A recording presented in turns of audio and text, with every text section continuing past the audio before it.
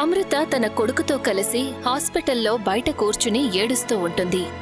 అమృత తన కొడుకు మిహిర్ భుజాల మీద తల పెట్టుకుని ఎంతగానో ఏడుస్తుంది. తన కళ్లల్లో నుంచి కన్నీళ్లు ధారలా ప్రవహిస్తాయి. ఆమెను ఓదార్చడానికి ఎవరి దగ్గర మాటలుండవు. ఎవరూ ఊరుకోపెట్టలేకపోతారు. ఎలా ఊరుకోపెడతారు? కాసేపటి క్రితమే ఐసీయూలో తన భర్త అశుతోష్ ప్రాణాలు వదిలాడని కబురొస్తుంది. పెళ్ళై 22 సందర్భంగా అశుతోష్ 25 వైవాహిక జీవితాన్ని ఎంతో ఘనంగా జరుపుకోవాలని ఎన్నో కలలు కన్నారు. కాని ఇప్పుడు ఉన్నట్టుండి ఇటువంటి పరిస్థితి వచ్చింది. అశుతోష్ అమృత ఇష్టప్రకారమే ఏదైనా చేసేవాడు. కొడుకు భవిష్యత్తు గురించి ఆలోచించడానికి ఇప్పుడే సమయం వచ్చింది. కొడుకుకి 18 ఏళ్లే. ఇంజనీరింగ్ చదువుతూ ఉన్నాడు. చదువు పూర్తవడానికి ఇంకా 2 ఏళ్ల సమయం ఉంది. చదువు పూర్తయ్యాక పెళ్లి చేసి ఇద్దరూ ఎంతో ప్రశాంతంగా జీవించాలని అనుకుంటూ ఉంటారు. కాని ఉన్నట్టుండి అశుతోష్ అనారోగ్యం అన్ని కలలను చెరిపేసింది. అశుతోష్కి ఇంకా రిటైర్ అవ్వడానికి చాలా సమయం ఉంది. సెలవుల్లో ముగ్గురూ కలిసి బయటికి వెళ్తూ ఉండేవాళ్లు. అశుతోష్ కాలేజ్లో ప్రొఫెసర్. అమృత ఆ కాలంలోనే ఎంఏ బిఎడ్ చేసింది. కాని తన భార్య ఉద్యోగం చేయడం అశుతోష్కి ఇష్టం లేదు. అమృత హౌస్ వైఫ్ గానే ఉండిపోయింది. హాస్పిటల్ కారిడోర్లో వాళ్ల గుండె ఆగినంత పనయ్యింది. నర్సు వచ్చి అశుతోష్ పార్థివ శరీరాన్ని ఐసీయూ నుండి తీసుకురావడానికి అన్ని ఫార్మాలిటీస్ పూర్తి చేయమని చెప్తుంది. అమృత తనకి తానే ధైర్యం చెప్పుకొని మిహిర్ని తీసుకుని లోపలికి వెళ్తుంది. ప్రాణం లేని అశుతోష్ శరీరాన్ని చూసి కళ్లల్లోంచి కన్నీటి ధార ప్రవహించింది. తన బాధను ఎవరూ తీర్చలేకపోయారు. ఎలాగోలా అక్కడ్నుంచి బయటికొచ్చారు. దారిలో ఇంటికి వెళ్లేటప్పుడు ఎవరూ లేని చోట అమ్మను వదిలేయాలని నాకు అనిపిస్తుంది. అక్కడ తను మనస్ఫూర్తిగా అరిచి ఏడ్చి మనసులోని భారమంతా తీర్చుకుంటుంది. కాని అది సాధ్యం కాదు. అలా ఆలోచించి మిహిర్ వాళ్లమ్మని గట్టిగా పట్టుకుని తీసుకువెళ్తున్నాడు. ఆమె బాధను చూసి మిహిర్ ఎంతగానో కృంగిపోయాడు. నెమ్మదిగా అమృతకి తన చెల్లెలు, తమ్ముడు అందరూ నచ్చజెప్పారు. కాని తన మనసు ఎవరి మాటలను వినిపించుకోలేదు. తన బాధలో తను మునిగిపోయింది. ఇక తన జీవితానికి ఎటువంటి అర్థం లేదని అమృత అనుకుంది. కాని నెమ్మదిగా తను మిహిర్ కోసం తనని తాను సముదాయించుకోవాల్సొచ్చింది. రాత్రంతా మౌనంగా కన్నీళ్లు కార్చేది. అమృతకి అశుతోష్ పెన్షన్ అందేది. ఖర్చులకు డబ్బు సరిపోయేది. అలా ఏడుస్తూ 3 ఏళ్లు గడిచిపోయాయి. మిహిర్కి మంచి ఉద్యోగం ఆఫర్ వస్తుంది. తను చాలా సంతోషంగా ఉన్నాడు. అమ్మా, నీ కొడుకు నీకు ఈ సుఖాలన్నిటినీ అందించాడమ్మా. నాకు ఈ ఊర్లోనే ఉద్యోగం వచ్చింది. నాకు ఒక ఫ్లాట్ కూడా ఇస్తామన్నారమ్మా. 1 సంవత్సరంలోనే నేను కొడుకుకి పెళ్లి చేసేస్తాను. ఎప్పటికే ఆలస్యమైపోయింది. నెమ్మదిగా మిహిర్ ఉద్యోగంలో చేరి 2 సంవత్సరాలు గడుస్తాయి. అమృత మిహిర్తో మాటిమాటికి పెళ్లి గురించి మాట్లాడుతుంది. కాని మిహిర్ మాత్రం ఎందుకో ఆ విషయానికి ప్రాముఖ్యతివ్వలేదు. ఒకరోజు మిహిర్ ఆఫీస్కి వెళ్లడానికి ముందు, అమ్మా, సాయంత్రం నా ఫ్రెండ్ ఇంటికొస్తుంది. ఏదైనా స్పెషల్గా చేసిపెట్టు. అమృత సంతోషించింది. మధ్యాహ్నం నుండే వంటలు చేయడం మొదలు పెడుతుంది. సాయంత్రం 7 గంటలకి బెల్లు మోగగానే తను వెళ్లి తలుపు తెరుస్తుంది. మిహిర్ స్నేహితురాలు నైనా రాగానే వాళ్లమ్మ కాళ్లకి దండం పెడుతుంది. నైనా నాతో పాటే పనిచేస్తుందమ్మా. అమృత తనని దగ్గరికి తీసుకుంది. తను ఇల్లంతా చాలా చలాకీగా తిరిగింది. ఉన్నంతసేపు అమృత పక్కనే ఉంది. చాలా కాలం తర్వాత నైనా వచ్చినందుకు ఇల్లంతా కళగా మారినట్టు అమృతకు అనిపిస్తుంది. తన మనసుకెంతో తేలిగ్గా అనిపిస్తుంది. నైనా ఎంతో ప్రేమగా అన్ని వంటకాలను మెచ్చుకుంటుంది. రాత్రి 9 గంటలకు మిహిర్ తనను డ్రాప్ చేయడానికి వెళ్తాడు. మిహిర్ తిరిగి వచ్చిన తర్వాత, మిహిర్, నైనా చాలా మంచమ్మాయిలా ఉందిరా. నువ్వు తనని పెళ్లి చేసుకోవచ్చు కదా.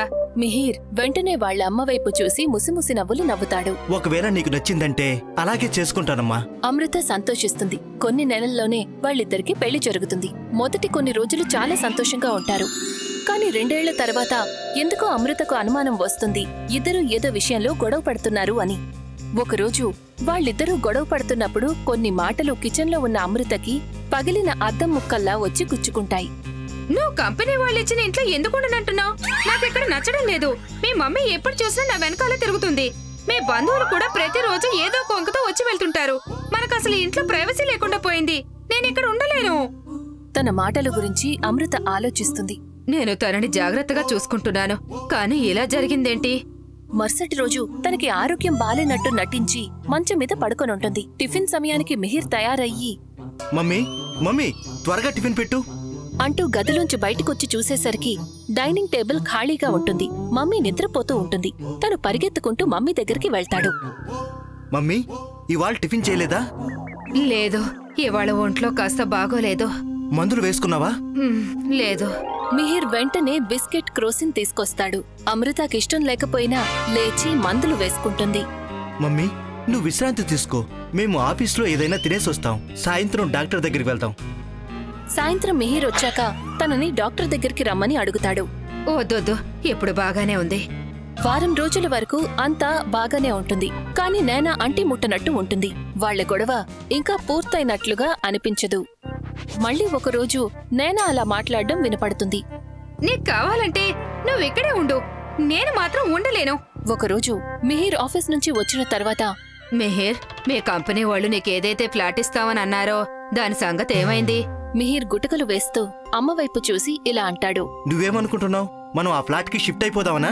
అవును, నాయనా ఈ ఇల్లు వదిలి వెళ్లిపోవడం కంటే మీరిద్దరూ ఆ ఇంటికి వెళ్లిపోవడమే మంచిది. అమ్మా, నేను నిన్ను ఇక్కడ ఒంటరిగా వదిలేలేను. లేదు మిహిర్, నేను ఒంటరిగా ఎక్కడున్నాను? రోజు ఎవరో ఒకరు వచ్చి వెళ్తున్నారు కదా. నీకెప్పుడు అనిపిస్తే అప్పుడు వచ్చి వెళ్తుండు. నేనిక్కడే ఉంటాను. మిహిర్ కళ్లల్లో కన్నీళ్లు వస్తాయి. మిహిర్ నైనా కొత్త ఫ్లాట్కి వెళ్లడానికి ఏర్పాట్లు చేసుకుంటూ ఉంటారు. కొత్త ఇంటికి వెళ్లి నైనా చాలా సంతోషంగా ఉంటుంది. నాకిక్కడ ఎంతో ప్రశాంతంగా అనిపిస్తోంది. మొత్తం ఇల్లంతా మనదే. ఇప్పుడు ఎంజాయ్ చెయ్యి. మిహిర్ ప్రతి శనివారం అమ్మ దగ్గరికి వచ్చి సోమవారం అక్కడి నుండి ఆఫీస్కి వెళ్లేవాడు. ఆ ఫ్లాటుకు వెళ్లి 6 నెలలు గడుస్తాయి. నైనా అన్ని పనులు చేసుకుని అలసిపోయేది. అన్ని పనులు తనే కదా చేసుకోవాలి. తను ఇక్కడికొచ్చి చాలా పెద్ద తప్పు చేసింది. అత్తగారు 2 సంవత్సరాలుగా తన చేత ఏ పని చేయించలేదు. ఏం తినాలో అది చెప్తే మాత్రం సరిపోయేది. తను ఎంతో ప్రశాంతంగా ఆఫీస్కి వెళ్లేది. తిరిగి వచ్చి విశ్రాంతి తీసుకునేది. తన ఇంటికి వచ్చాక తనకి సమయమే దొరకడం లేదు. ఎప్పుడు చూసినా పని చేస్తూ ఉండాల్సి వస్తోంది. నువ్వు ప్రతి శనివారం మీ అమ్మ దగ్గరికి వెళ్ళిపోతున్నావు. ఈ ఇల్లు నా ఒక్కదాందే కాదు కదా. నైనా, నువ్వు అడిగినందుకు నేను ఇంటికొచ్చాను. కానీ నేను మా అమ్మను ఒంటరిగా వదిలేయలేను. నాన్న పోయిన తర్వాత అమ్మ 7 రోజంటూ లేదు తెలుసా నీకు? నువ్వు సంతోషంగా ఉండాలని అమ్మే స్వయంగా మనల్ని ఇక్కడ ఉండమని చెప్పింది. ఇప్పుడు నా నుండి నా సంతోషాన్ని దూరం చేయకు. నైనా సిగ్గుతో తల వంచుకుంటుంది. ఆ ఇంట్లో కనీసం మిహిర్ తోడుగా ఉండేవాడు. ఇక్కడికి వచ్చాక తను పక్కనే ఉన్నా కూడా దూరమైనట్టు అనిపిస్తున్నాడు. మరుసటి రోజు మిహిర్కి చెప్పకుండా ఉదయాన్నే నైనా అమృత దగ్గరికి వెళ్తుంది. తను అమృతాని హత్తుకుని ఏడవటం మొదలు పెడుతుంది. అత్తయ్య, నేను చెప్పుడు మాటలకు లోబడిపోయాను. నన్ను క్షమించండి. ఇక మీదట నేను మీకు కూతురులా ఉంటాను. నా వల్ల చాలా పెద్ద తప్పు జరిగింది అత్తయ్య. దూరంగా వెళ్లిపోయిన తర్వాత కుటుంబం అంటే ఏంటో అర్థమైంది. పూర్తిగా అర్థమైంది. తల్లి కొడుకుల బంధం చాలా బలమైందని. ఇంట్లో పెద్దవాళ్ళు ఉండడం చాలా అవసరం. నేను ఒక్కదాన్ని అన్ని చూసుకోలేకపోతున్నాను. మిహిర్ పూర్తిగా మారిపోయాడు అత్తయ్య. నేను మీ దగ్గరే ఉండాలనుకుంటున్నాను. నైనా, కానీ ఇంట్లో నీకు నచ్చడం లేదు కదమ్మా. ప్రతి క్షణం నేను నీ వెనకాలే తిరుగుతుండటం నీకు బహుశా నచ్చడం లేదేమో. బంధువులు ప్రతిరోజు ఇక్కడికి వచ్చి వెళ్లడం ఇంకా జరుగుతోంది. నీకు ఏమాత్రం ప్రైవసీ ఉండదు కదమ్మా. అత్తయ్య, మీరు నన్ను క్షమించండి. నేను నిన్ను క్షమిస్తాను. కానీ నువ్వు నీ బాధ్యతలకు భయపడి తిరిగి రావాలనుకుంటే క్షమించేది లేదు. ఎందుకంటే నాకు ఒంటరిగా ఉండడం అంటే బాగా నచ్చింది. కావాలంటే ఏమైనా చేస్తాను, లేకపోతే ఏమీ చేయను. మీరిద్దరూ ఉండడం వల్ల నేను రోజంతా వంటగదిలోనే ఉండిపోతున్నాను. అత్తయ్య, నాకు అర్థమైంది. ఇక మీదట నేను మీకు కంప్లైంట్ చేసే ఒక్క అవకాశం కూడా ఇవ్వను. ఒకే ఒక్కసారి నాకు ఇక్కడికి రావడానికి అనుమతి ఇవ్వండి. అమృత నైనా చెంపల మీద నుంచి జారుతూ వచ్చే కన్నీళ్లను తుడిచి దగ్గరికి హత్తుకుంటుంది. ఇలా అంటుంది. నైనా, నువ్వు చేసిన తప్పును తెలుసుకుని పశ్చాత్తాపడితే నాకంతే చాలమ్మా. ఈ ఇల్లు ఎప్పుడూ నీ ఇల్లే. నువ్వు ఎప్పుడైనా సరే ఇక్కడికి రావచ్చు. మీరిద్దరూ ఇక్కడికి రావడానికి ఎవరి అనుమతి అవసరం లేదు. మరుసటి రోజే నైనా మిహిర్తో కలిసి ఇంటికి తిరిగొస్తుంది. కోడలు తిరిగొచ్చాక అమృత కోల్పోయిన సంతోషాలు తిరిగొచ్చినట్టుగా అనిపించింది.